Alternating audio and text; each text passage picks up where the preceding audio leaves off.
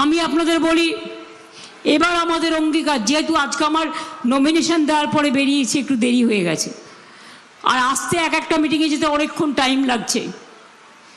আমি তাই আপনাদের বলবো, এবার আমাদের অঙ্গীকার, খাদ্যসাথী চলবে, স্বাস্থ্যসাথী চলবে, রূপশ্রী চলবে, কন্যাশ্রী চলবে, শিক্ষাশ্রী চলবে, ঐক্যশ্রী চলবে, তপশিলি বন্ধু চলবে, লোকপ্রসাদ চলবে, সমব্যথী চলবে, কৃষক বন্ধু চলবে, সব কিছুই চলবে।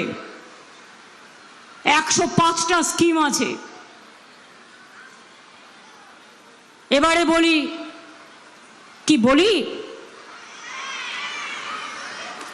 আমরা যেটা বলি সেটা কিন্তু করে দেখাই।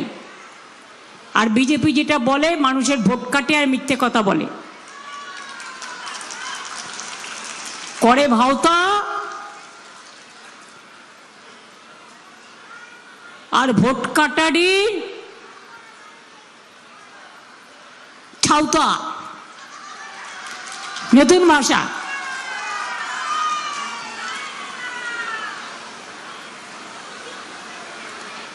এবার বলি, যাদের কাঁচা বাড়ি এখনো আছে, সব বাড়ি আগামী দিন আমরা পাকা বাড়ি করে দেব। কারো ভিক্ষে চাই না। 2, পানীয় জল, নলের জল 1 কোটি বাড়িতে আমরা পৌঁছেছি। সিপিএমের আমলে ওটা 2 লক্ষ ছিল মাত্র। আগামী দিন আমাদের উদ্দেশ্য থাকবে সর্বত্র সবার বাড়িতে পানীয় জল পৌঁছে দেওয়া, নলের জল। 3 নম্বর, আমরা দুয়ারে স্বাস্থ্য করব, অর্থাৎ ডাক্তার, সিস্টার, প্যারামেডিক্যাল স্টাফ সবাই আপনাদের এলাকায় আসবে। যেমন দুয়ারে সরকার হয়, দুয়ারে ক্যাম্প হবে, সেখানে আপনার রোগের চিকিৎসা করে দেবে এবং আপনারা সেখানে গিয়ে ফ্রিতে তাদের দেখাতে পারেন এবং তারা আপনার রোগ নির্ণয় করতে সাহায্য করবে। আমরা ইতিমধ্যেই যুবসাথী টাকা দিতে শুরু করেছি। যারা এখনো নাম লিখিয়েছেন, এখনো পাননি, তারাও আগামী দিন পাবেন। লক্ষ্মীর ভাণ্ডার যারা নাম লিখিয়েছেন এখনো পাননি, তারা পাবেন। আর যুবসাথীদের জীবিকার সন্ধান আমরাই করে দেব। কৃষক বন্ধুদের টাকা পাবেন। যার 1 একর জমিও আছে বছরে 10,000, যার 1 কাঠা আছে সেও কিন্তু বছরে 4,000 পায়। কিন্তু যারা ভাগ চাষি, অন্যের জমি চাষ করে, তারা কিছু পেত না। তাদের জন্য, ক্ষেত মজদুরদের জন্য আমরা কিন্তু এবার বলেছি বছরে তারাও 4,000 টাকা পাবে, 2,000 করে 2 বার। আপনারা জানেন, যারা সবুজ ফলান, আমি দেখছিলাম মাঠে অনেক সবুজ ফসল হচ্ছে, তাদের জন্য স্কিম আছে, ইন্স্যুরেন্স, ক্রপ ইন্স্যুরেন্স স্কিম। জমিতে জল জমে গেলে, ক্ষতি হলে গভর্নমেন্ট পুরো ইন্স্যুরেন্সের টাকা দেয়, আপনাদের 1 পয়সাও দিতে হয় না। এবং গভর্নমেন্ট 54 লক্ষ মেট্রিক টন ধান কৃষকদের কাছ থেকে কেনে, সেই চাল আমরা রেশনে দিই। এবারেও বলে যাচ্ছি, আলু চাষিদের জন্য ইন্স্যুরেন্স স্কিম করা হয়েছে। যদি কারো আলু নষ্ট হয়ে যায়, যদি কারো আলু পচে যায়, তাহলে গভর্নমেন্টের থেকে আপনারা ক্ষতিপূরণ পাবেন। আর আপনার থেকে আলু যতটা পারবে গভর্নমেন্ট কিনে নেবে, আপনারা বাইরেও বিক্রি করতে পারেন।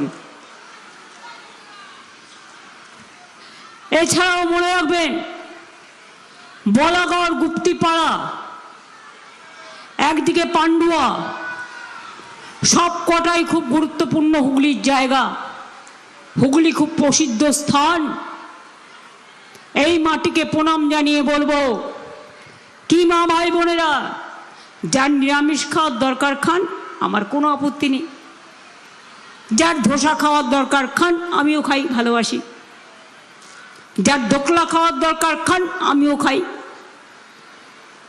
কিন্তু বাংলার মানুষের যদি মাছ, মাংস, ডিম বিজেপি রাজ্যে খেতে না দেয়া হয়, বাংলা ভাষায় কথা বললে বিজেপি রাজ্যে অত্যাচার করা হয়, হোটেল দেয় না, চাকরি দেয় না, মানুষকে মারধর করে। বাংলা ভাষায় কথা বললে বিজেপি রাজ্যে যারা উড়িষ্যায় মারে, যারা রাজস্থানে মারে, যারা মধ্যপ্রদেশে মারে, যারা উত্তরপ্রদেশে মারে, তারা কি করে বাংলার মানুষের ভোট চায়? শুনলেও হাসি পায়। এই বাংলা বিরোধী বাংলায় ভোট চায়, লজ্জাও করে না। ওদের রাজ্যে মাছ বন্ধ, মাংস বন্ধ, ডিম বন্ধ। বাংলার লোকেরা নদীমাতৃকার দেশ, মাছে ভাতে থাকে, একটু মাছের ঝোল ভাত খায়, কখনো কখনো একটু মাংস ভাত খায়, কখনো বাচ্চাদের ডিম সেদ্ধ খাওয়ায়। মায়েরা, গর্ভবতী মায়েরা খান। বলছে মাছ খাওয়া যাবে না, মাংস খাওয়া যাবে না, ডিম খাওয়া যাবে না। তো কে আমার মাথা খাবে না আপনার মাথা খাবে বলুন তো?